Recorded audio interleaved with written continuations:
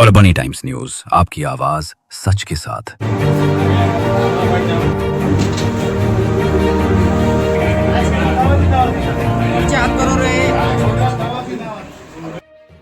आज सर्वप्रथम मी सगळ्या लोकांचा आभार मानतो, जनतेचा आभार मानतो की महाविकास आघाडीला जी जनतेने सत्ता आणून दिलेली आम्हाला.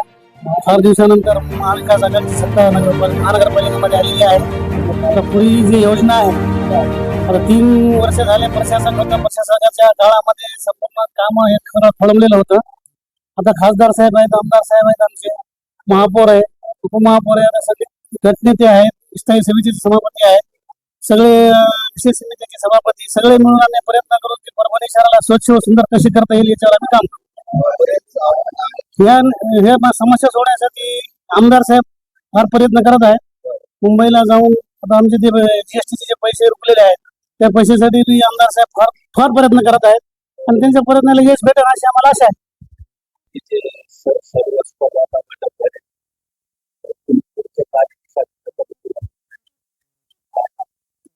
कार्य तर सगळे चांगले होईल. एकदम पुढे एकदम 1 नंबर कार्य करून दाखवू. परभणीला स्वच्छ व सुंदर करून दाखवू. गार्डनचा विषय, दवाखान्याचा विषय, आरोग्य आहे, पाणी आहे, गटार आहेत, नाली आहेत, रोड आहेत, हे सगळे काम आम्ही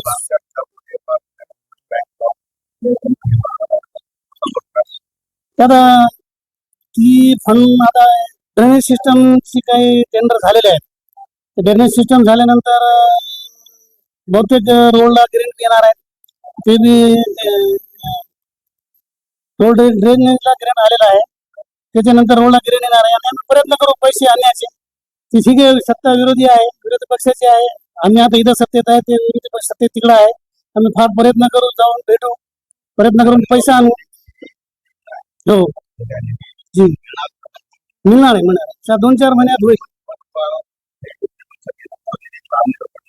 लांब लांबचे आणण्याचे फार प्रयत्न चालू आहेत आणि बहुतेक आम्हाला आशा आहे की ते निधी येईल.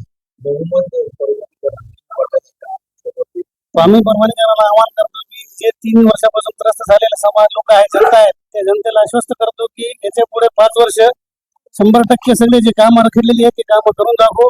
स्वच्छ व सुंदर परभणी करू. धन्यवाद.